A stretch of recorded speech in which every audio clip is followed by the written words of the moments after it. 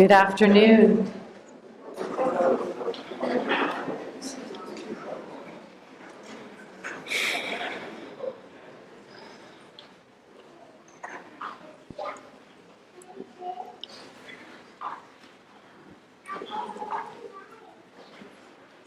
Good afternoon.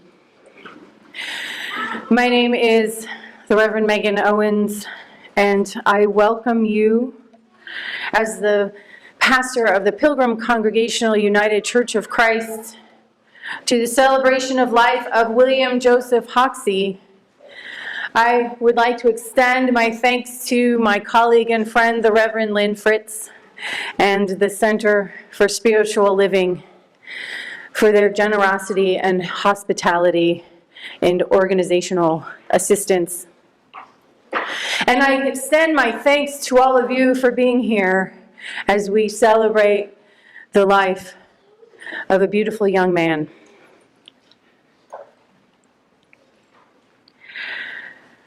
The Reverend Lynn Fritz, I do have a few things. If you could please silence your cell phones. And a reminder that if nature calls, it's out these doors to your left down the little hall on the left. The family invites you to dessert immediately following the service in the fellowship hall, which is again out these doors to the left and on the left. The family also invites you to a potluck dinner at Roadrunner Farm this evening. At 6 p.m. we will have dinner, and at 7 p.m. a sharing of stories. Anyone who needs a place to hang out and be cool for the afternoon to wait for dinner to begin is welcome to come directly after the service and dessert reception. There are several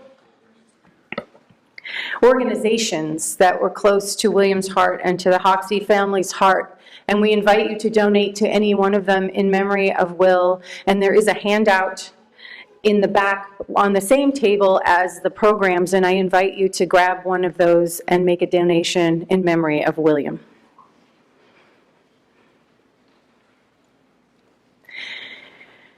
I invite you to take a deep breath and consider the love in this room. And consider the people who have come to share that love. Love for William, love for the Hoxie Crandell family, love for the many communities of which he was part. As we begin our service with a Native American blessing.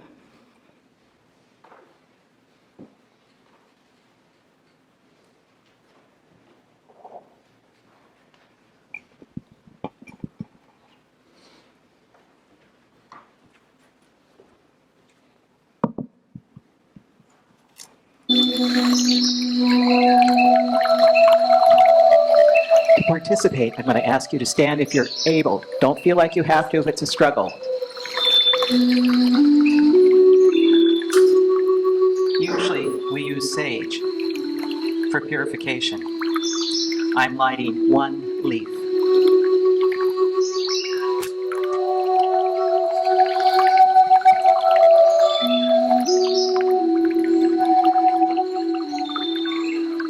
And we want our candle bearers in the center, please. The dried sage purifies our space.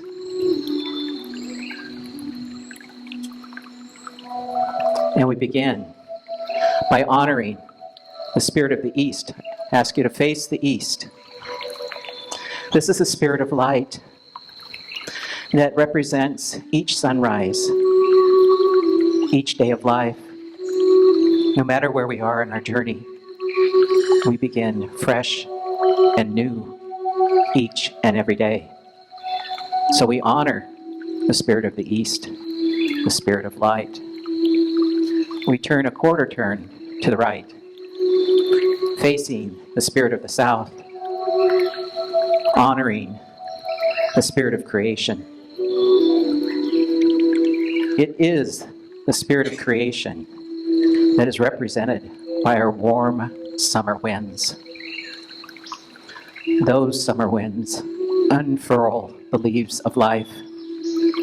They dance, they create beauty, they create a resonance for all of life. Turning another quarter turn to our right, we face the east. Here, we honor the life-giving spirit. The life-giving spirit represents the sun setting of each life. It reminds us, with the setting of the sun, that life is brief. To hold it sacred, we never know when our journey will transform. And so we honor that life-giving spirit represented by the West. Turning one turn to the right, quarter turn, here we honor the spirit of love, represented by our cold winter winds. It is the challenges of life that help us develop our character, to discover who we are. And so the light of each candle reminds us of those directions that we honor and the lives that we honor. All of life is sacred. So I'm going to invite you to turn back to your place of beginning as I offer this prayer.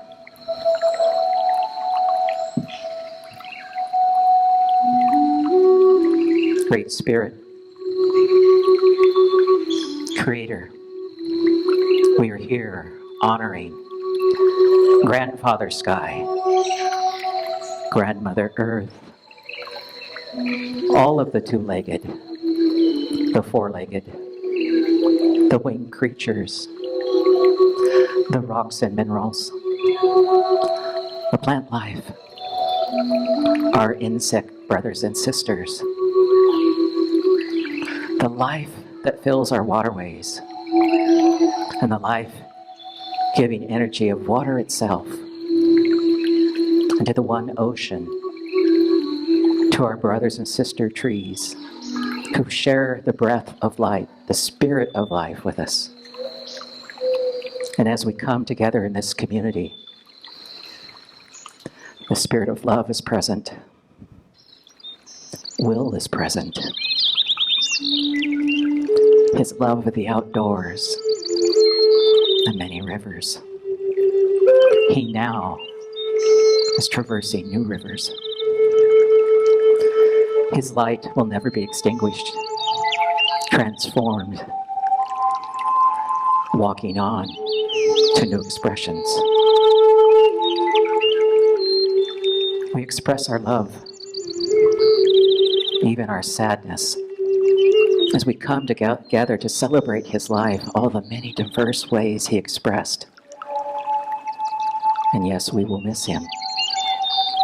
For his family and friends and community, far and wide, as we reach across our nation, the one ocean, our global community, we lift him up. We celebrate who he is, and we honor this most remarkable man. We speak this blessing from each heart, each spirit gathered in this room, and linked as sacred humans that we are, a sacred relationship to the land and waters. We release this blessing. It goes with will, and it goes into the cosmos, to all our relations. Oh, thank you. You may be seated.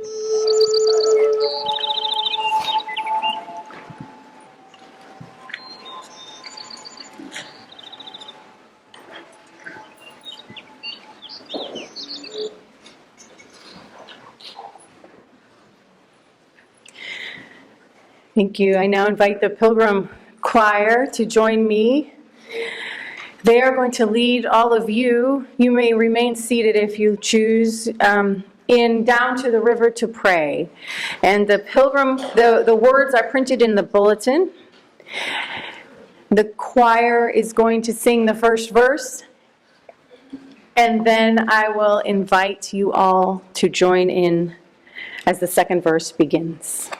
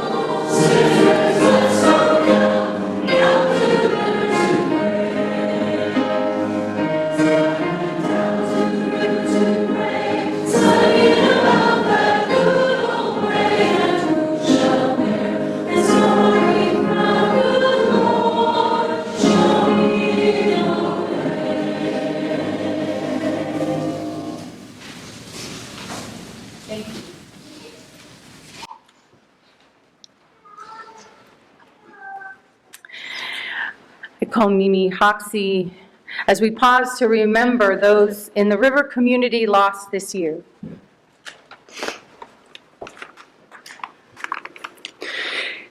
I'm Mimi. I'm Will's sister. Even before the loss of William, it has been a difficult time for the boating community. Among the lives that we have recently lost are Gavin Jostad and Abel Daughtry. We invite you to observe a moment of silence with us for the magnificent lives that we have lost within the kayaking community.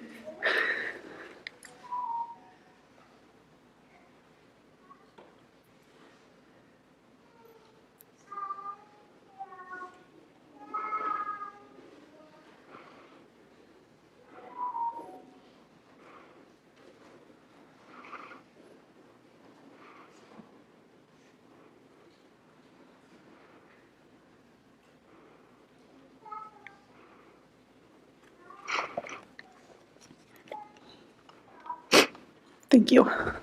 Thank you.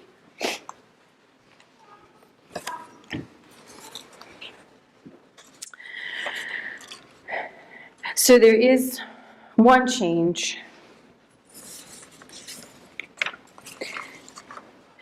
In the eulogy section, the family has asked several people who I will call up who will share memories of William, and we invite all of you to share tonight at Roadrunner Farm. And the first person is Ben Hoxie.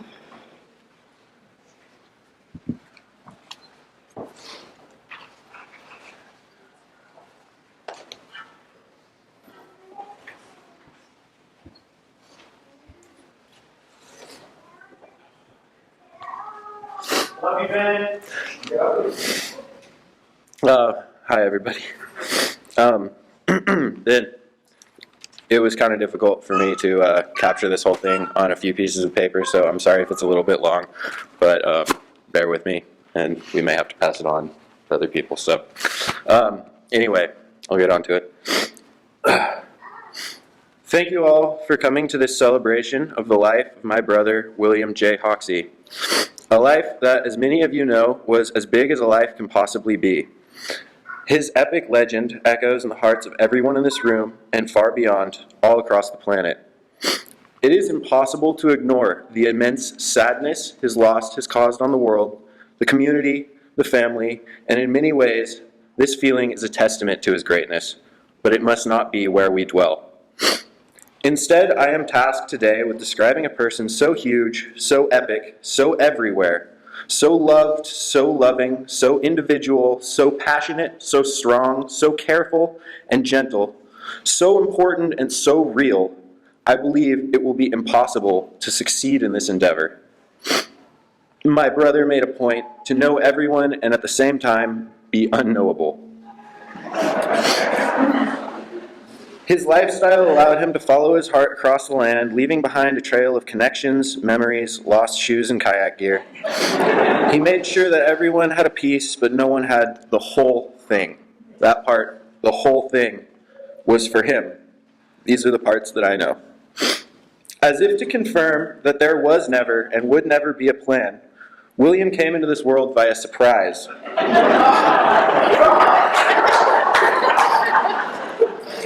He was born to Sara and Glenn Hoxie on July 30th, 1997 in Martinez, California. It was described that he came to being on his own willpower, thus was appropriately named Will. We would wander the seemingly endless 1-acre yard in Martinez, eating dirt, collecting bugs, and climbing on the wooden play structure that our father built for us. William would start early, filling his pockets with roly-polies. By the end of the day, through some feat of gentleness and compassion, most of these bugs would survive the harrowing journey and be released into the garden by our mother that evening. William was gentle like that. One day, when he was a toddler, William stuck his hand in the neighbor dog's food bowl. Consequences of this action sent him to the ER, a place he would eventually become very familiar with. He returned home with a hand covered in bandages and walked right up to that same dog, patted it on the head, and said, "Good dog." William was compassionate and forgiving like that. He took his first steps on his own during a classic Hoxie family adventure at Dinosaur National Monument. The wide, unfamiliar world inspired him. My brother was brave like that. Before he could speak, he pondered the depths of the universe. He used his first sentences to ask the question out loud, did God make himself? Yeah, my brother was profound like that. From the beginning, I think he was trying to teach us all to think before we speak. It was as if he was the youngest in a household of impulsive talkers. My brother's perspective made him wise beyond his years. In the year 2000, we moved to Redding. Our lawn and sandbox were replaced by Roadrunner Farm, a beautiful 5-acre property where suddenly the world became a whole lot bigger. Will, Mimi, and I were set loose on the countryside, soon accompanied by 2 dogs, Kiwi and Danny. We set off into the Coyote Woods, the 100-acre lot behind our property, mounted on bicycles and armed with sticks in our imaginations. William found wonder out there. He formed a special bond with his dog, Danny. Their attitudes complemented each other. They were both, as he would say, total chillers. He would spend entire days together, and they would come home entirely fulfilled and smug, like they had just discovered some secret of the universe and weren't going to tell anyone. At that time, my brother and I's relationship was like 2 ships passing in the night. Our age difference made it difficult to relate, but I knew the time would come when we could meet each other on even ground, and we could find out who we really are. Little did I know, he was paying close attention, and that time was quickly approaching. William was enrolled in Redding Co-op Preschool, and from there he went to Columbia Elementary for 2 years, growing in size and personality the whole way. His wit and charm captured the hearts of everyone in his path.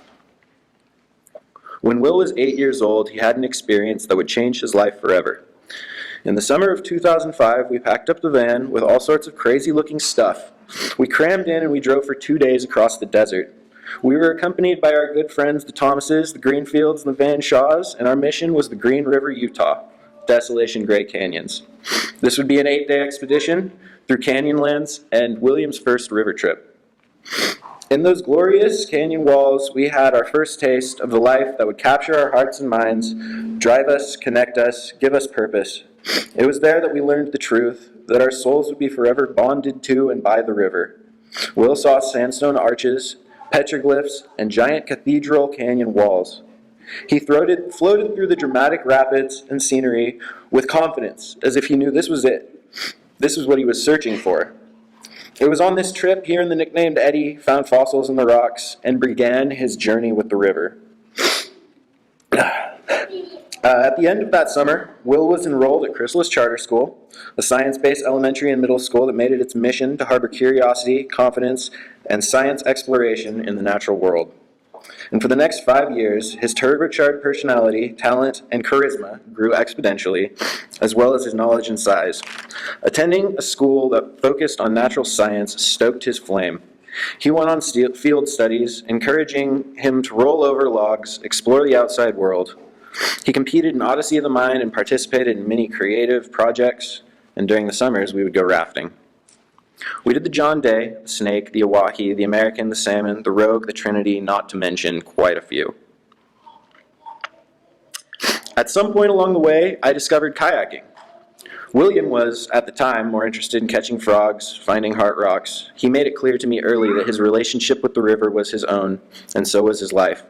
I respected that, but I always held hope that I could share this beautiful gift one day with my brother. All the while, William was approaching high school, and so was his massive personality.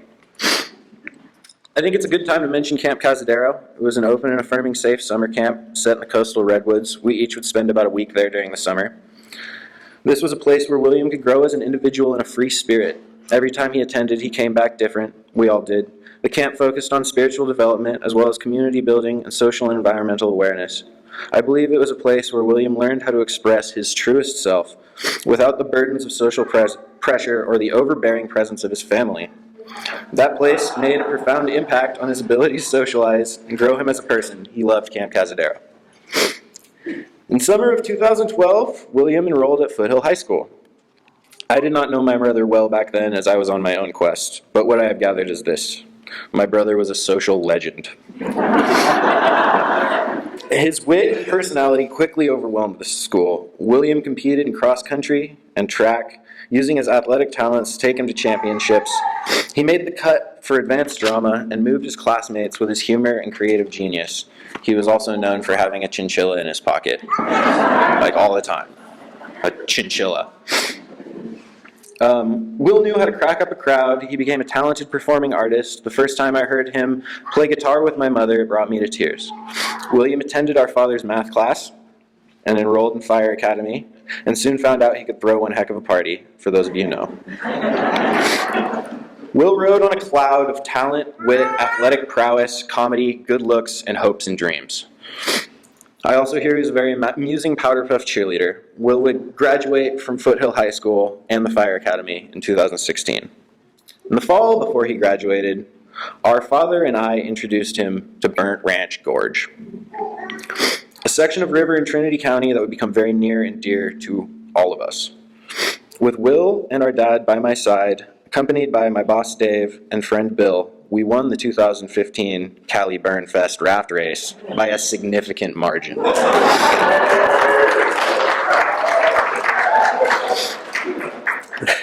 Thank you. I knew the time was coming. In summer 2016, after he graduated, my brother visited me at a guide camp on the Trinity. He was there to do his first commercial raft trip. I watched with joy as he crashed his raft down the river, swimming customers, getting stuck on rocks. It was obvious he had much to learn, but I could see the glimmer in his eye. He had fallen in love with the river a long time ago. Will spent the rest of that summer working on a fire engine. By the time he decided what he was going to do next summer, he already knew. He wanted to do the river thing, but he wanted to do it on his own terms. He did his own research. He made his own plans. In the summer of 2017, he boldly went where no Hoxie had gone before, Banks, Idaho, on the Payette River. William honed his skills, free of family history and pressure. He stretched his wings, or paddles if you will, and stormed into the art of kayaking. Will learned fast. His skills naturally flowed forth. He applied a lifetime of river experience, quickly becoming advanced. I was laid up from a shoulder injury at the time. I had multiple surgeries. Nursing my wounds, I watched my brother rip between the Feather, the Trinity, and Banks, becoming a paddling legend. During the summer, guiding rafts on the Payette, and during the winter, he followed our mother's steps to Quincy, California, where he enrolled at Feather River College. At FRC, Will found a niche in outdoor recreation department. Using his personality and talent, he captured the hearts and blew the minds and instantly became a key figure in the Quincy community. Over the next year, William would become familiar with many of my favorite local kayak runs on the North Feather, as well as many more I had not done. By the time I was ready to get back into a boat, Will had spread the legend of the Hoxie boys far and wide. I admit I was nervous to paddle with him. He had far exceeded my paddling ability, and I was at the bottom of my game, unsure of my delicate shoulder. When he caught wind that I was paddling again for the first time in 3 years, he showed up at my work. No shoes, no gas, no money, covered in dust and sunflower seed shells. When he stood there in front of me and said, "Let's go kayaking," I thought, this is it. This is the moment I've always waited for. How appropriate that he would find me, that the roles had been switched. He would teach me, he would inspire me, and he would guide me. And later that day, on the South Fork American Gorge, as I watched my brother gracefully dance with the river, demonstrating the skills of a natural, I realized something. I realized that moment that I had been waiting for so long had happened so long ago. From the moment he entered my life, we were and will always be brothers, the strongest kind of bond two people can have. The Hoxie boys had always been a thing, and always will be. Over the next few months, Will and I grew enormously in confidence and comfortability with each other on the water. Accompanied by our friend Abel, we toured California, the North Feather, the Pit, Burnt Ranch Gorge, the North and South Fork American, Coffee Creek, Canyon Creek, Clear Creek, Cow Creek, and so many more. We had arrived, our destinies were upon us, our connection was strong, and all was right in the world. William took a world tour in 2020, traveling to Chile, Patagonia, all across the U.S. to Vermont and back. The experience made him cultured and streetwise, and he returned to a world on fire. After being chased from his home in Quincy by the Dixie Fire, he went to the Trinity, and when that burned, he stood his ground. He famously defended Big Flat with a garden hose and a whiskey bottle. His heroic actions saved businesses, trees, and a small community. The dramatic events of that summer were a toll on Will. Seeing so many of his favorite places burn was a bit much for him. He loaded up, and he moved to Asheville, North Carolina. He spent the next year working for Duke Energy, traveling power lines. He made his home in a small shed overlooking a pond at the Holler. With a company of his friends, he played his organ, he drank his beer, and he howled at the moon. On his days off, he would kayak the Green River Narrows, the Cascades, the Pigeon Dries, and so many more things that I have never seen. He was a free bird. He spread his beauty and humor and love all across the Southeast, but soon it was time for him to come home. I picked up Will at the airport in September 2022. He was fresh off of Golly Fest, which is a big river party, and he was going to another one, Feather Fest, a 3-day party on one of Will and I's favorite rivers, the North Fork Feather. It was a reunion for the ages. Will won the party by wearing a tutu, and he also won the kayaking by doing about 1,000 laps. He convinced me to bring the tandem kayak, and he took me on one of the wildest rides of my life. By the time it was all over, we were completely exhausted, totally fulfilled. Will turned to me on the ride home, and with sincerity in his eyes, he told me that was the best day of his life. A few days later, our friend Abel passed away. Will came to me, and we held each other and grieved our friend. Abel's passing was not river-related, so it was easy to celebrate him in a kayak, and that's what we did. Will and I turned completely to the river with new purpose. Over the last 9 months of his life, my brother and I's relationship took new form. Our strong connection was deepened in profound ways. He showed me the Smith River. I showed him the South Yuba. He shared his newfound love of dirtbag cooking. I shared kayak gear in Stoke. We became an unstoppable team, stronger than ever. Communicating was easy. We would plan and execute entire missions with minimal effort and maximum fun.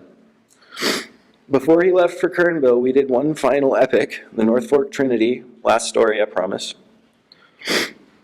A long-time mystery to us, the North Fork Trinity runs out of the Trinity Alps and directly into our home river. This run tantalized our curiosity for years. At the end of a long road trip, and a day after I was supposed to go back to work, Will and I were in the right place at the right time.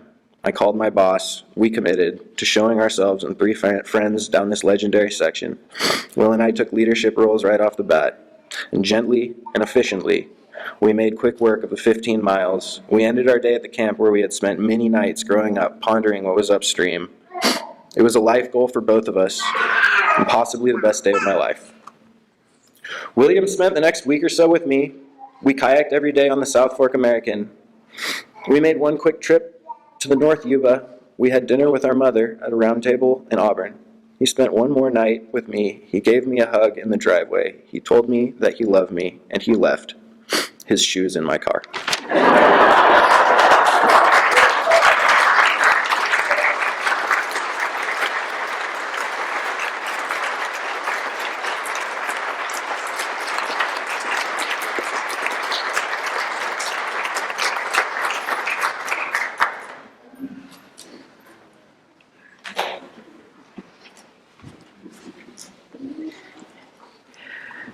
I expect a signed copy of the book.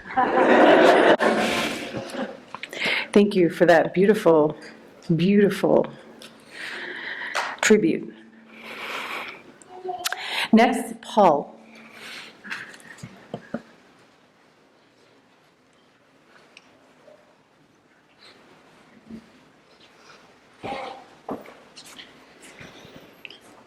Hello, everybody. I'm Uncle Paul, Sarah's brother. I'm really tall. Before I start this, I have this memory. The last time I saw Willie was covered in sawdust, leaving my house after ripping down tons of trees with my chainsaw, which we broke.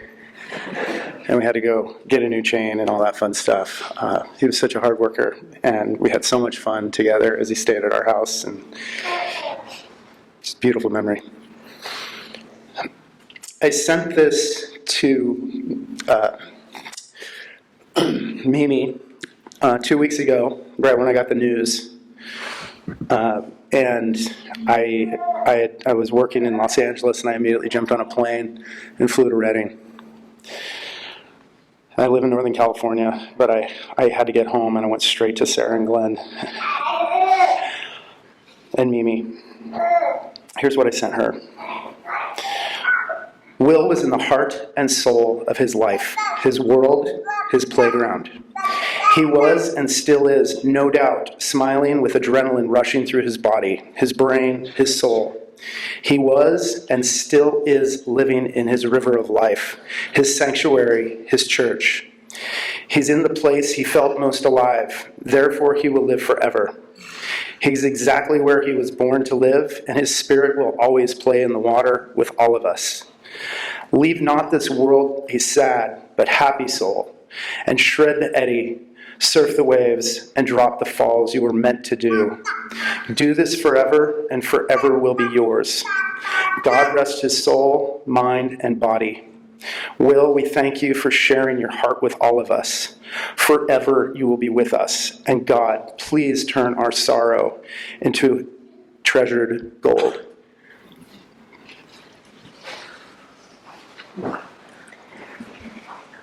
Thank you. That was lovely. Stu.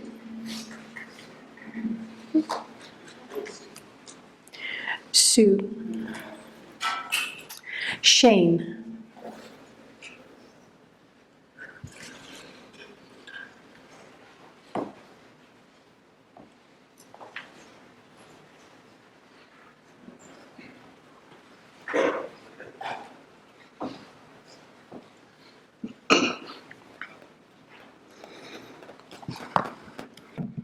everybody. I'm Shane. I'm a good friend of Will's. Yeah, I think about like 30 minutes ago, I didn't really know what I was going to say. And not that I didn't have the time to prepare, but it's like I don't know what you can say about someone like Will. I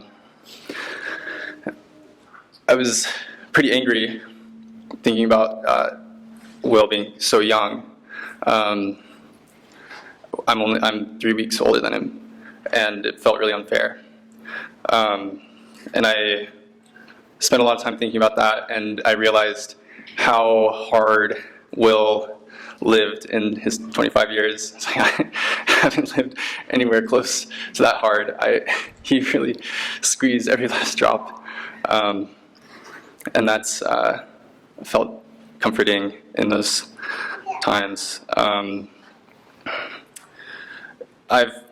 Racking my brain thinking about what to say, and I thought like, oh, maybe I'll share some great memory or great story with Will, and about like our time in like the North Coast or in the Sierras or in Banks, and I don't think I'm going to do that.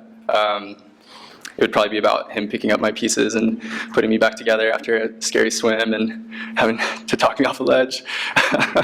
But I think about my relationship with Will, and even though whitewater is what really bonded us, my relationship with Will is so much deeper than that, and that didn't feel fair to Will and I. What I will say is how much Will had inspired me in everything he had done and on the water, as a friend, as a genuine human.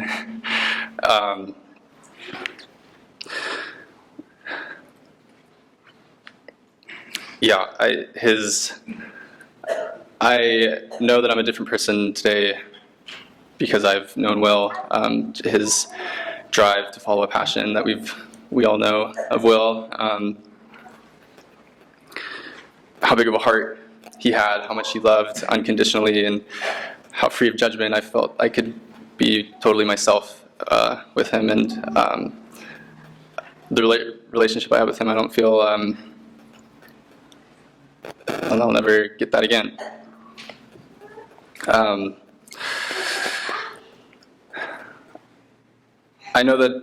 sure I have more to say. I know I have more to say. I know I'll never stop thinking about Will. I know I'll never stop talking about Will. I'll never stop telling stories, and I'll never stop feeling his love. But I think this is all I can say right now. But I love you, Will.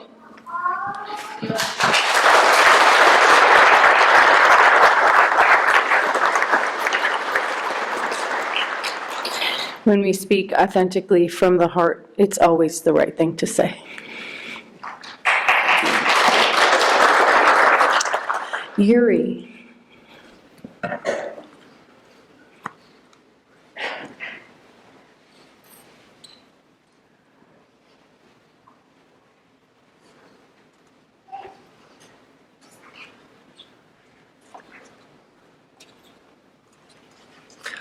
Hi, everyone.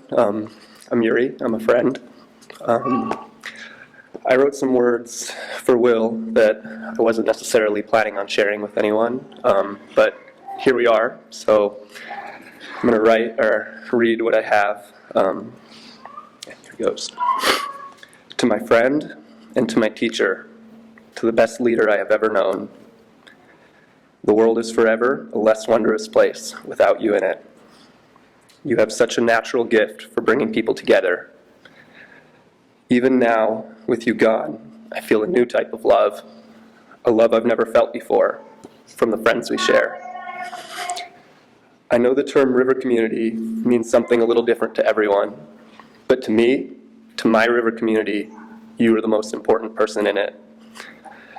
Your charisma and your magnetism is the central force that has pulled us all together. You gave me the greatest source of joy that I have, and I can never thank you enough for that. I can feel you with me every time I paddle. I can feel you with me carving into eddies. I can feel you with me when I attain. I can feel you with me during stern squirts and rock splats. But I feel you most when I come through a big feature, grin on my face, resurfacing on the other side. It is impossible for me to state how much you mean to me. You are truly the best person I have ever met. Sitting here now, I can't help but wonder if that is why you are gone. Maybe there is such a thing as people who are too good for this world.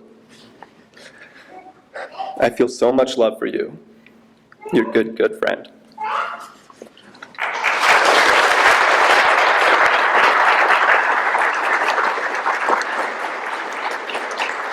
Thank you. Now, Lynn Fritz will read a poem.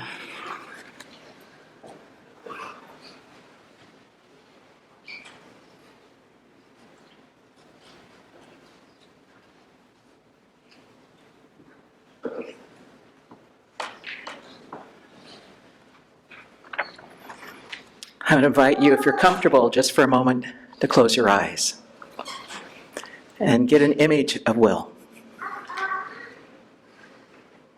And think of one word from your heart that would describe him. Mine's 2 words: fully alive. So I invite you to open your eyes and look around the room and think of that one word. If you're comfortable, shout it out.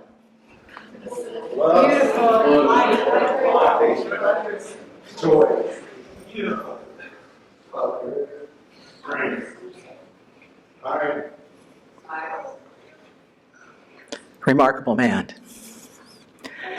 I'm going to share with you a poem for William by Sara Hoxie, written in 2021 on the occasion of his birthday. You are my intrepid explorer. You're the one who raised your hands to stop me from helping. The one who made sandwiches from mayo and bread, all by himself when he was 3. You are the fearless one, the unstoppable, the gifted boy with a guitar. You are the funny one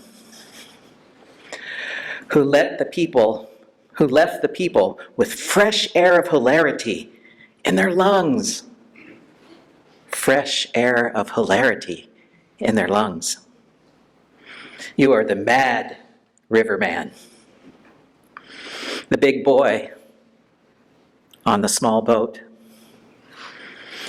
on the huge face playing with God's rocks and water. You are the brave one who climbs mountains and shouts down to me so that I scan the ridge lines, looking for the tiny voice from that distant high place. Now I say to you, keep climbing, my dear one. The stars and all the distant realms are yours, if you can reach them, and you can reach them.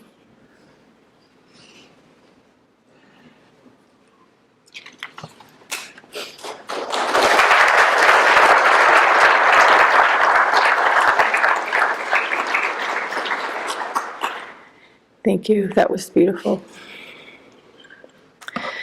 Vance.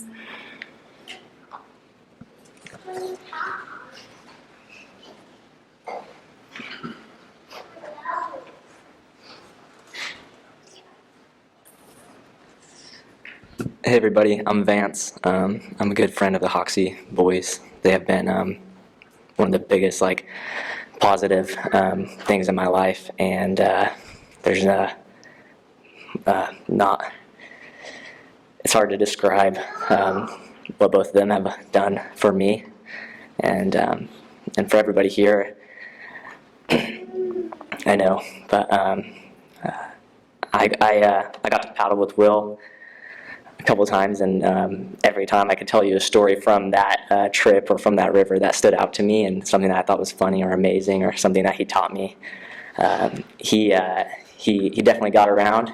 He got to paddle with a lot of people, which was super inspiring for me. I think as kayakers sometimes we get stuck paddling with our crew and our same friends over and over again, and Will kind of showed us all like how important it was to expand our horizons and enlarge our family.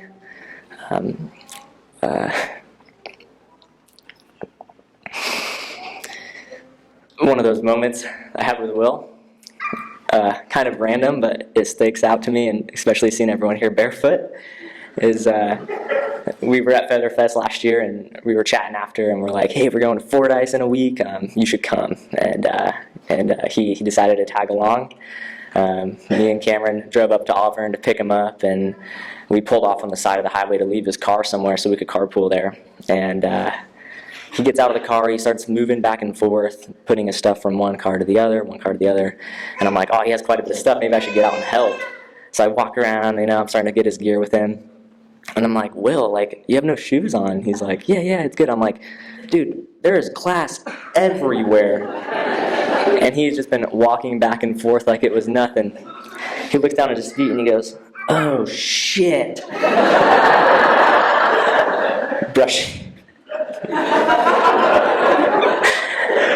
Brushing the glass off of his feet, grabbing shoes out of the car, walking him over to mine.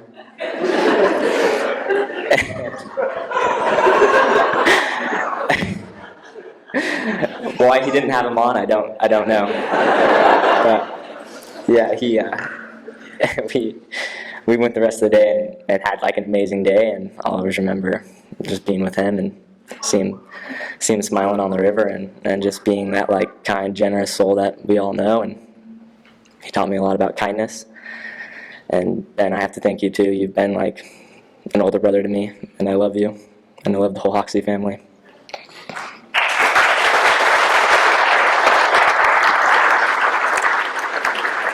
Thank you.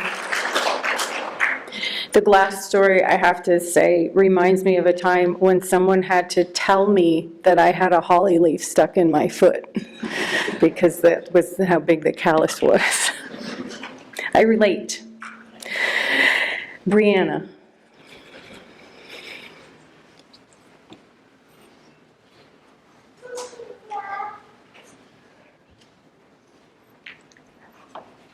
Oh my goodness, I'm a little nervous, but I'm Brianna, and I knew Will from the Trinity River. He would stay at my place when he blew through town. I lovingly refer to him as my little toddler because I knew he was here by looking out across my yard and seeing whatever car he was driving at the moment with all of the doors and windows open, and like 2 to 4 kayaks on the top of it, and there would be just a trail of clothing. And I would find him somewhere in one form of undress or another, just playing on his guitar or playing a game with some of the guides at camp, or just sitting in the grass rolling around with a dog.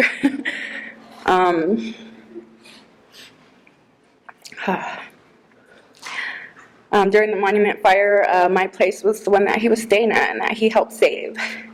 He came to me randomly throughout the years at times when I really needed that special thing that only he had. And I'm really grateful that I got to know him and got to have him. And I just want to say thank you to you guys, the Hoxies, because your love is what made him the man that he was. The way that you guys support each other, the way that you love each other, the way it was so evident in him and his actions, and he spread it to everyone else. So thank you for sharing him with us.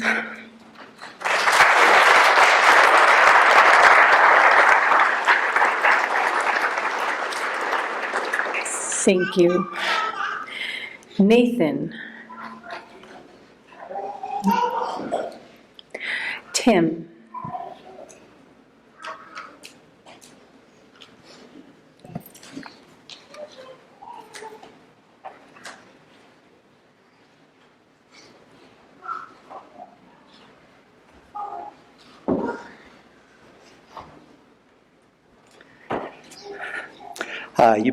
Some of you might recognize me. I've been singing folk with Sara for about a decade and a half, which is a very joyful spiritual thing for me every time.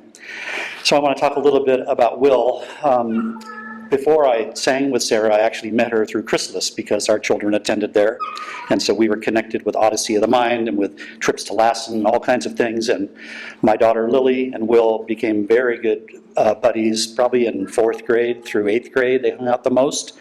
So Lily would just get a gleam in her eye. Will's coming over for the weekend, or Lily would be at the Hoxies, and it was just a lot of fun. And at our place, they would often go on adventures, which meant we lived in Hacienda Heights, going through the McConnell property down to the creek and building bridges and making dams and looking for animals and whatever they did. They always came back exhausted and very happy.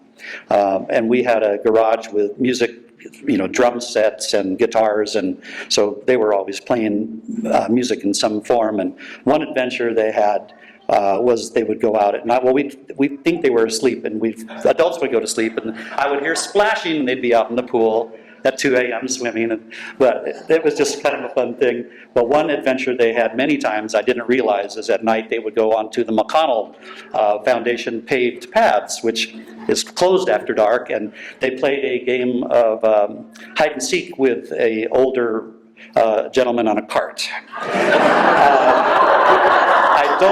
I don't think he wanted to play the game, but all I have to say is he was seriously outmatched because they were fast and he was not. But they wrote a song like Lennon and McCartney. They called it the Ballad of Cartman. And they would sing this now and then, and we would laugh till we cried. And so when I'm on the river, if I'm kayaking the Rogue or at our place at Delta on the Upper Sac, I think of the Hoxies because they're just river people, and I think of Will, and I'll crack a cold one and say, here's to Cartman and the joy and the laughter that Will brought and still brings to my heart. So.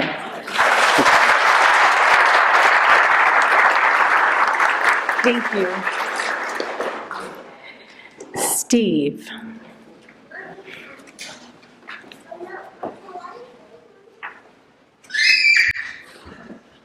Get my glasses.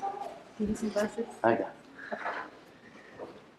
Hi there, everybody. I'm Steve Vance, and Ben mentioned the 4 families that we were together as a rafting crew, which was a wonderful thing because all of our kids grew up together. It takes a community to grow these kids, and we really felt it together. It was a wonderful thing watching them all grow up and watching Will from being a little guy growing up with the river. And I wanted to say, we schooled him right. Yeah.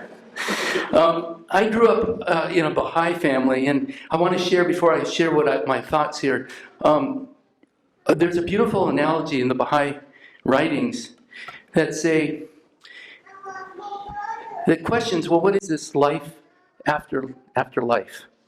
And the analogy goes, if a child in the womb could reason, the child would say, why do I need to leave this place? It's warm, I'm nourished, it's perfect in here. Why do I need these appendages? What are they good for? And when they come into their next life, they say, oh, I'm glad I grew these appendages. So knowing the person that Will was, whatever it is in that next life, his character, kindness, curiosity, creativity, the person he was, and you can see by the people he has affected in his life that he was well prepared for whatever is next. Well prepared. We were on a river trip. Glenn and Sara were supposed to come with us. Unfortunately, they weren't able to because of this incident. But I thought of Will the whole time on this river trip. So I want to thank you, Will. I know you were with us. The water, the rapids and pools, the canyon walls, the night sky, and oh, by the way, we saw Starlink I'm sure it would interest you. But the material world is now of little significance, I suppose. Yes, I'm certain you were with us, but I want to know, do you now have some power to make things happen? I mean, it was a no-stress put-in. The group scheduled earlier on that day canceled. Yes, Will, you've always had outside-the-box thinking. You knew we'd have less pressure for rigging if we were the only ones on the boat ramp. And while we ran our own shuttle, you knew this was more time to explore and wander.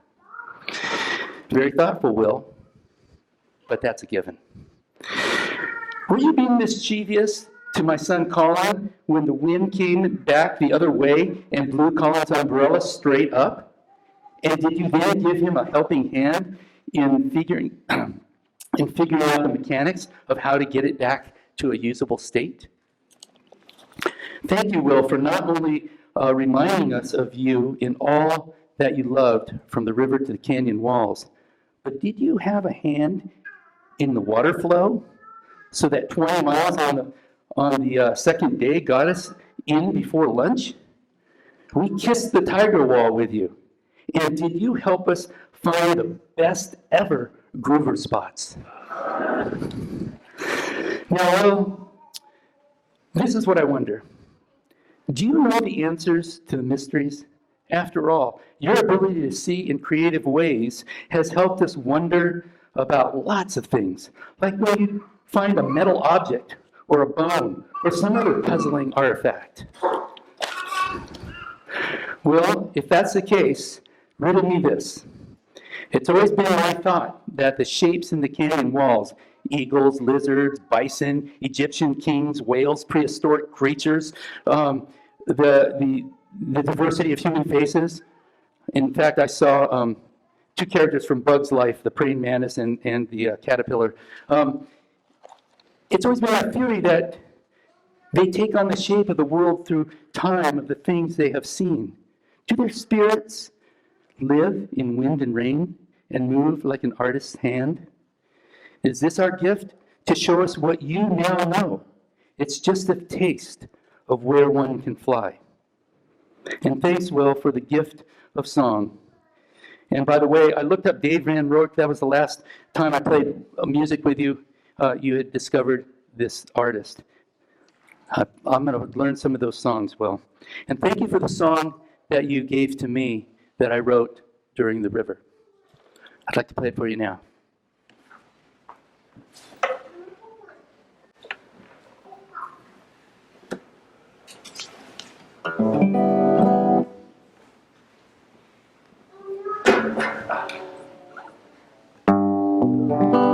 Hello, hello. Am I out there? Here?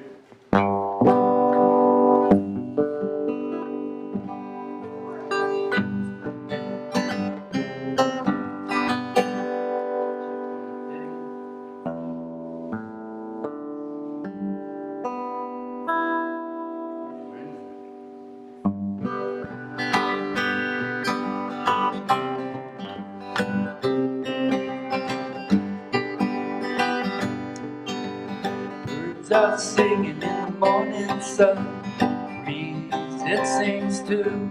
I'm sitting on this bank of sand, singing this song to you. You and I have lived some life, and we know there's more to do. With smiles like a night full of stars, our light to get us through. Down this river as we row, the oars now in our children's hands. We've tried to give them all we know, strong roots for them to stand. And I feel like water, and I feel like water. I feel like water flowing down. Everybody now. And I feel like water. I feel like water. I feel like down. With canyon walls layered in time, and spires that reach to the sky. Past sandy banks where cottonwoods dance, down cascades we fly. Eagle and lizard shaped red white stone, faces who have traveled this land. Grand cathedrals where the wind is known, the grateful stirring of an artist's hand. And I feel like water, I feel like water, I feel like water flowing down. Oh, the rocky bar sings its song, bubbling eddies are singing too. I'm sitting on this bank of sand, Will, I'm singing to you. And I feel like water, I feel like water, I feel like water flowing down. Sing it again, here we go. And I feel like water, I feel like water, I feel like water flowing down. Down this river we roll, down this river we roll. I feel like love, I feel like love, I feel like love, I feel like love flowing down. Down this river we roll, down this river we roll. Healing, and I feel like healing, I feel like healing, I feel like healing flowing down. Hope, I feel like hope, I feel like hope, I feel like hope flowing down. Kindness, I feel like kindness, I feel like kindness, I feel like kindness flowing down. Down this river we roll, down this river we roll. Silence, and I feel like silence, I feel like silence, I feel like silence flowing down.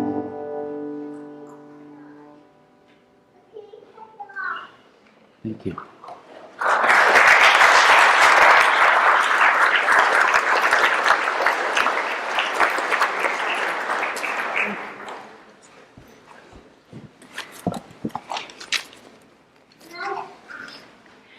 Thank you. Glenn.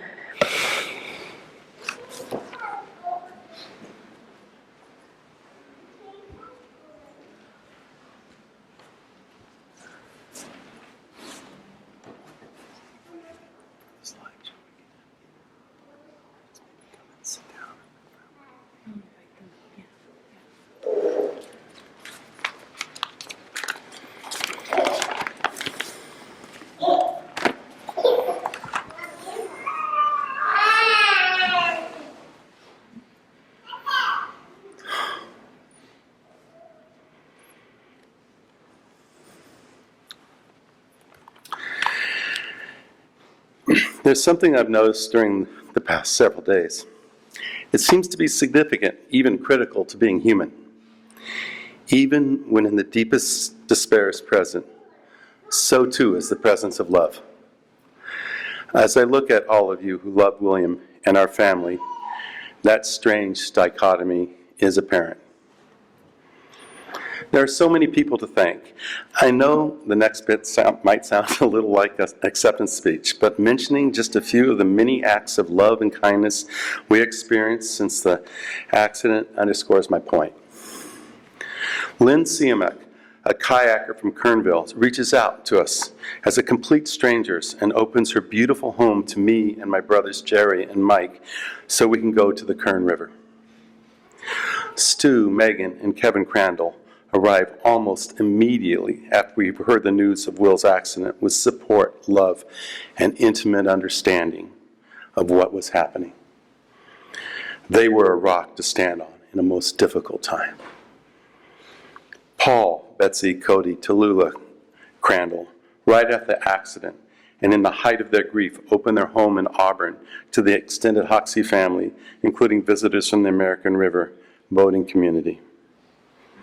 Tom and Evan Moore, the owners of Sierra South and the employers of William, generously share hospitality, resources, wisdom, patience, as well as kind, healing thoughts. Members of the Tulare County Search and Rescue continue to guard the accident site and even risk their lives in an attempt to recover Will. They generally keep us abreast of the situation and provide comfort. Cindy Moeller, Sarah's maid of honor, a lifelong friend, drops everything and travels to the Kern River and holds vigil by the side of the river for several days. She represented us in the small community of Kernville and shepherds me and my brothers while we were there. Sarah's sister Ellen drops everything and comes to our side from Tennessee. She continues to comfort us and keep our lives together. Friends and family from all over the world, as well as here in Reading, keep us company. They bring by youthful children full of life and joy. They hold us when we are too weak. Food and drinks are provided, now for weeks. Organizations like Pilgrim Church and Chrysalis Charter School come together and provide support. Others lend financial support, and countless others send love and sympathy in a myriad of ways. We are so thankful for those gestures, those acts of kindness and love, love, love.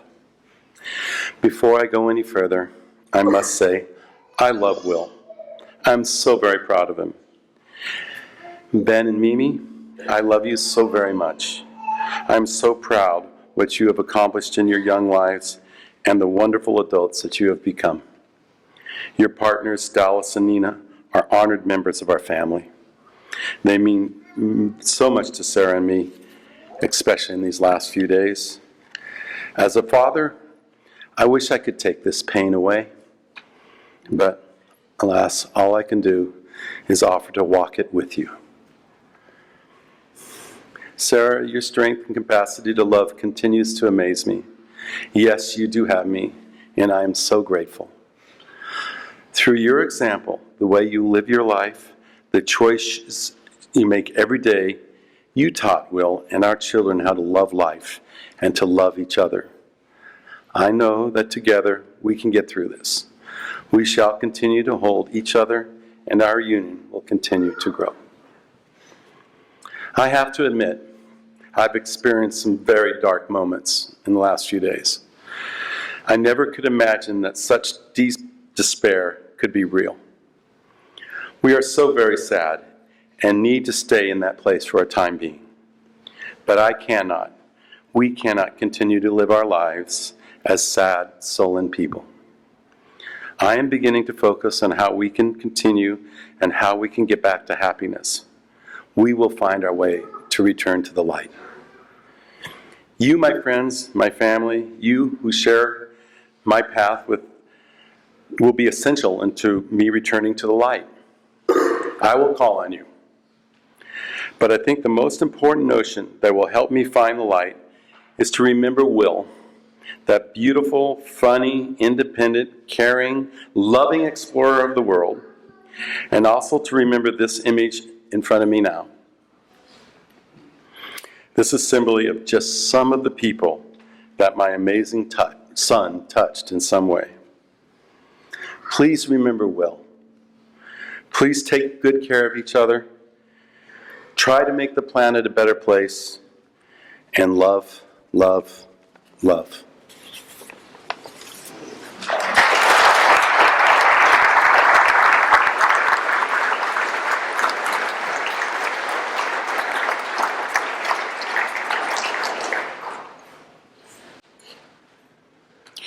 Thank you for that loving tribute to love and gathering in and being.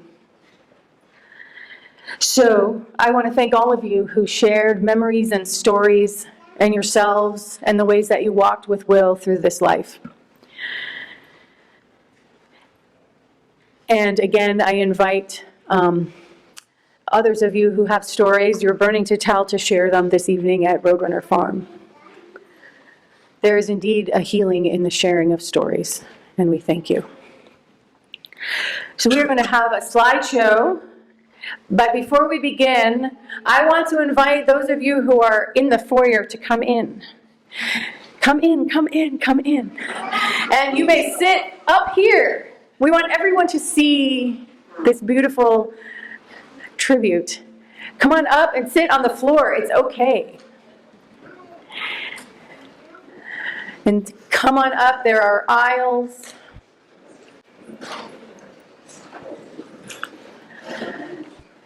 There we go.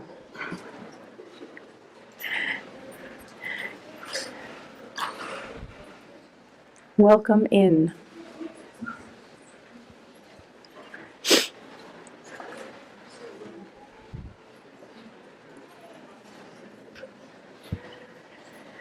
Plenty of room up here.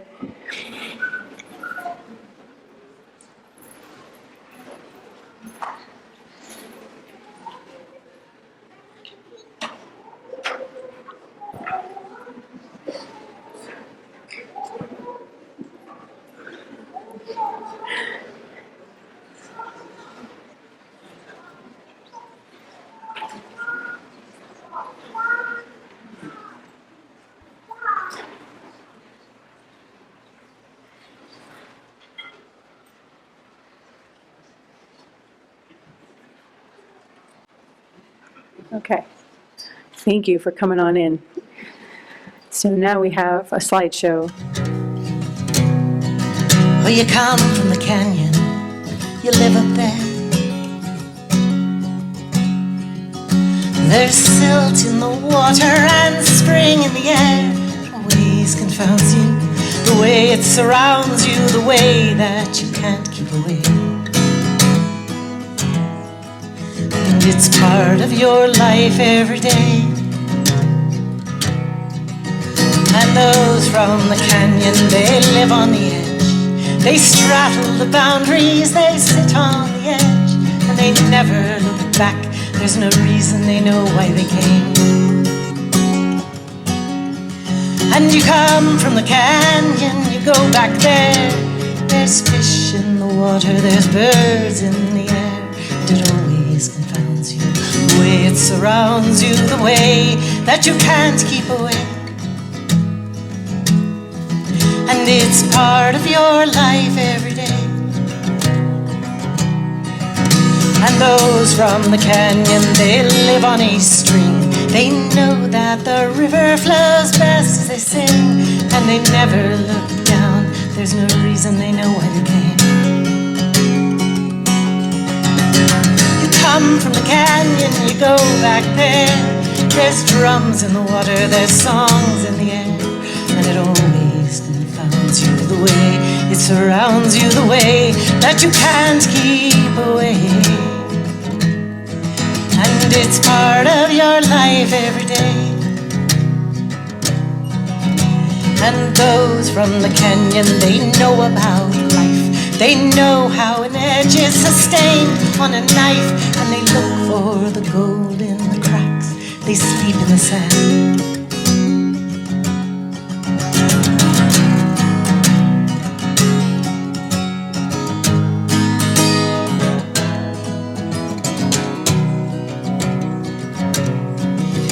You come from the canyon, you live up there.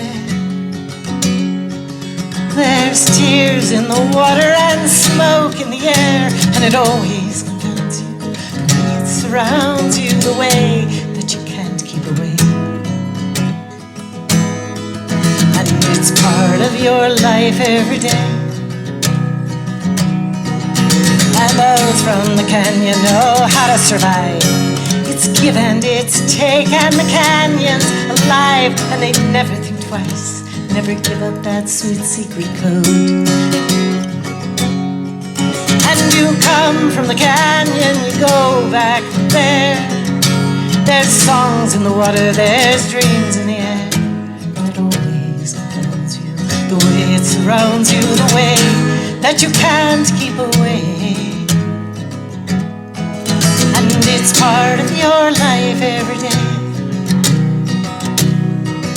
And those from the canyon live down in the earth. They taste the rock layers, they know what it's worth. And they always remember the canyon is where they belong. They got their hearts in the canyon. Canyon is safe in a song. And you come from the canyon, you go back there. There's fish in the water, there's birds in the air. And it always confounds you the way it surrounds you, the way that you can't keep away. Yeah. And it's part of your life at the end of the day. It is part of your life, so they say, yeah. Da-da-da.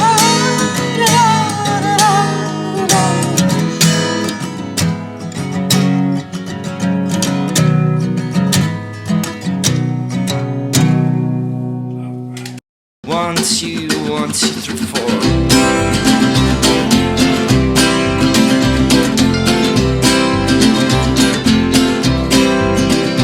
We must talk in every telephone, get eaten off the web. We must rip out all the epilogues from the books that we have read. Into the face of every criminal, strapped firmly to a chair. We must stare, we must stare, we must stare. We must take all of the medicines, too expensive now to sell. Set fire to the preacher who is promising us hell. Into the ear of every anarchist that sleeps but doesn't dream. We must sing, we must sing, we must sing. And it'll go like this, alright.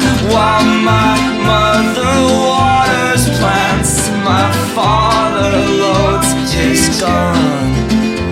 Says death will give us back to God, just like the setting sun is returned to the lonesome ocean.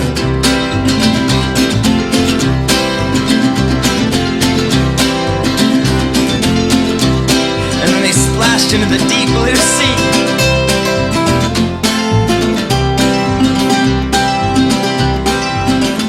A wonderful splash.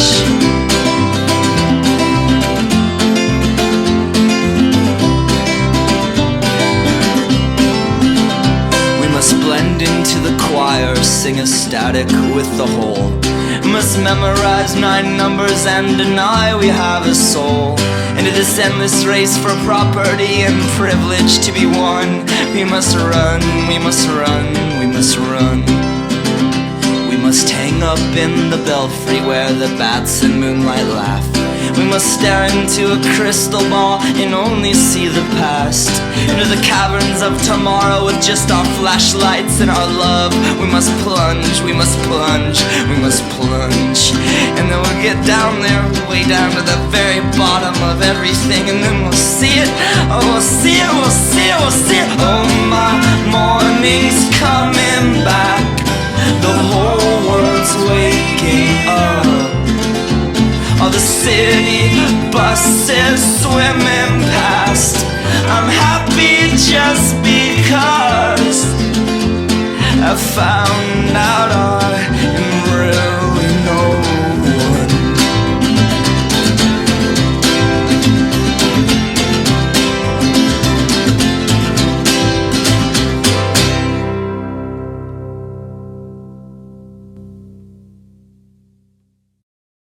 Well, I will ride from Mexico, and I will sail from Spain, and I will ride the mountains down, and I will ride again. And when the clouds obscure the sun, snow is on the ground, I will ride the mountains down. I will ride the mountains mountains down. I'll climb the rocks that tower up, though I won't mind the pain. And I will breathe the evening air beyond the window pane. There is nothing to this life that cannot be found. When I ride the mountains down, when I ride the mountains down, and I will ride the mountains down. No one tells me no. Cutty swap through the winter air and through the powdered snow. The eagles fly and the sparrows fly, and I will also fly. And cracks in glaciers, cracks in stone, they will not pass me by. And rivers, streams, and canyons are places that I found. And I will ride the mountains down. I will ride the mountains down. And I will ride the mountains down, down from their windy peaks. Like the ragged bunch they are, I'm just a freak. And I won't stop when I am old, though I will never die. Not until each rugged place has looked me in the eye.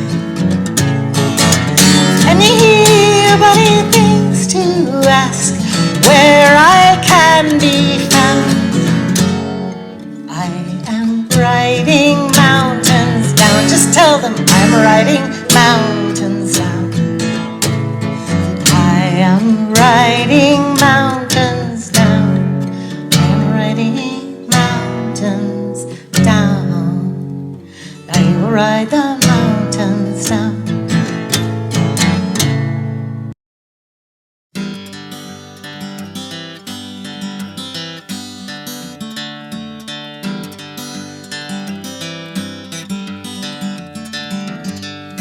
I've been thinking lately about the people I meet, the car wash on the corner and the hole in the street, the way my ankles hurt with shoes on my feet, and I'm wondering if I'm gonna see tomorrow. Father, forgive us for what we must do. You forgive us, we'll forgive you. We'll forgive each other till we both turn blue. Then we'll whistle and go fishing in heaven.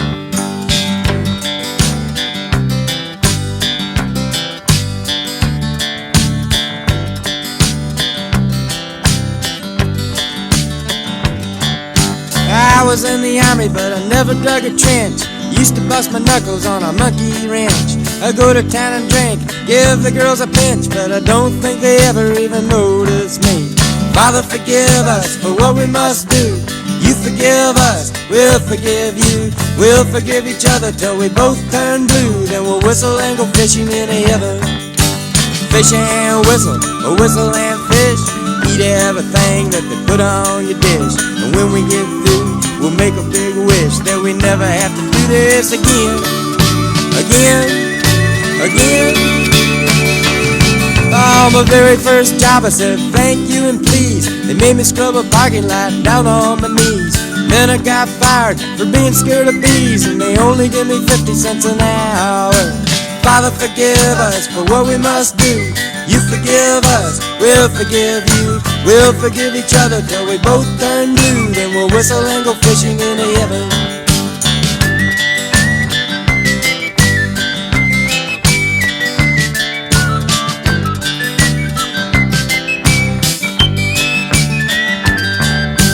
Fish and a whistle and fish.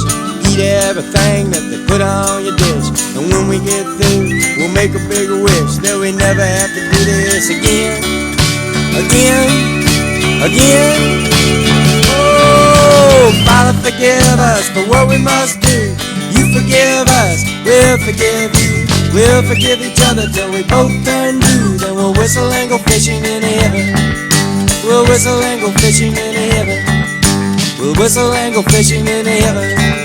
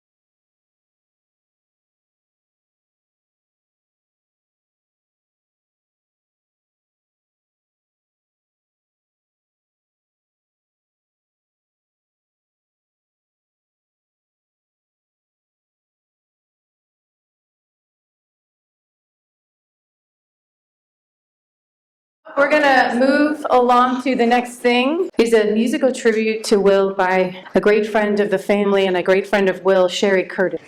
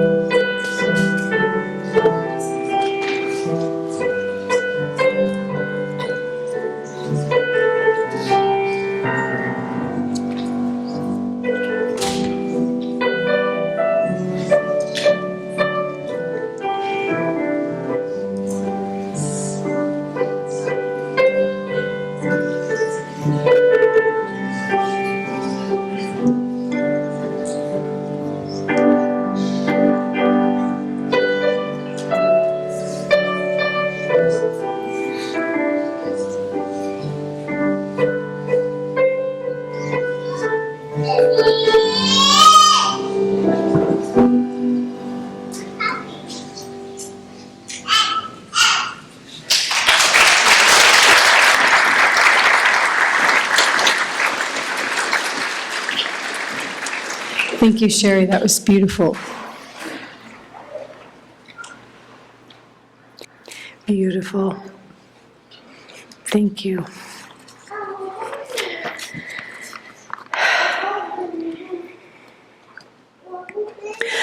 I don't know any book in the Christian scriptures that pours out the entirety of human condition and feeling more than the Psalms. And I have a psalm for you today. Psalm 121.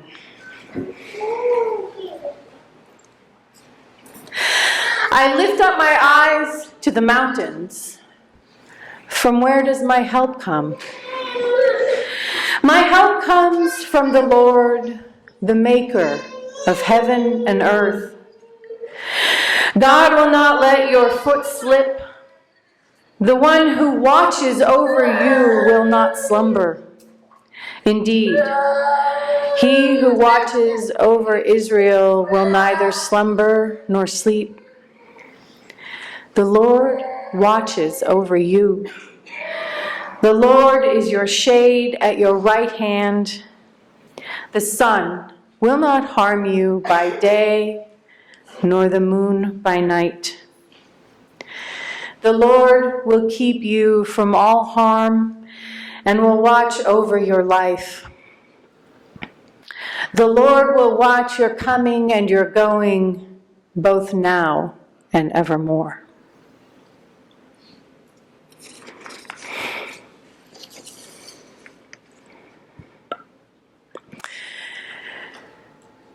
So, please join me now as we commend William Hoxie to the arms of God. The divine love from which he came, to the stardust and energy that coalesce to form each unique self, and to which our essence returns. We commend William Hoxie to the experiences and the wonder and the memories that he shared with those who knew and walked with him in the many contexts of his sojourn with us. We commend William Hoxie to the mystery of life and of its end and of the eternal rhythm of known and held and loved. We commend William Hoxie to the lessons he taught us, to the laughs he brought us, to the talks, the river runs, the music, the journeys, and the particular way he walked this earth.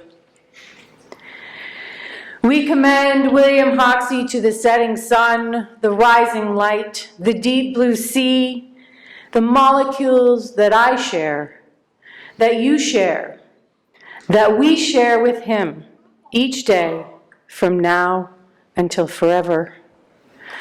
Amen and amen.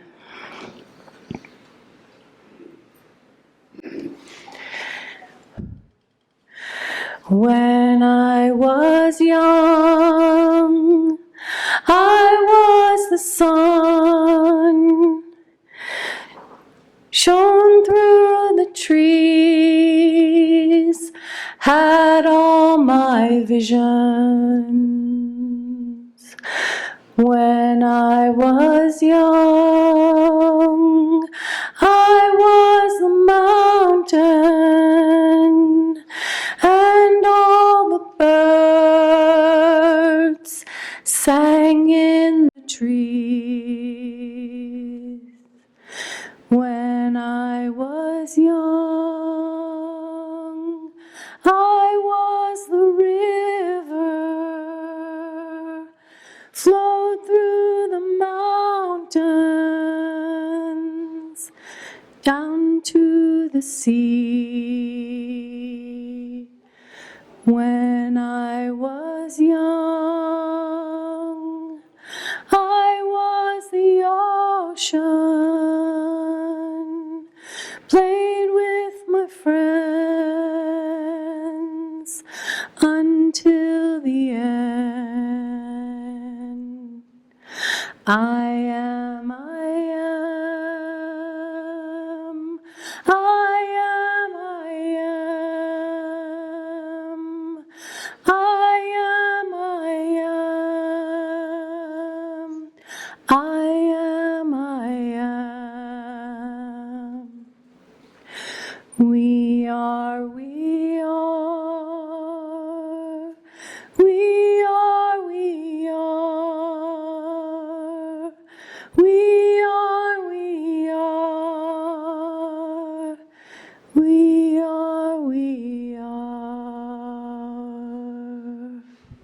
we are. We are called to walk without fear. We are called to walk in hope. We are called to walk in love. We are called to walk in peace. And I send you forth to walk without fear. May you walk in hope. May you walk in love. Go in peace. Serve the Lord. You are free. Amen.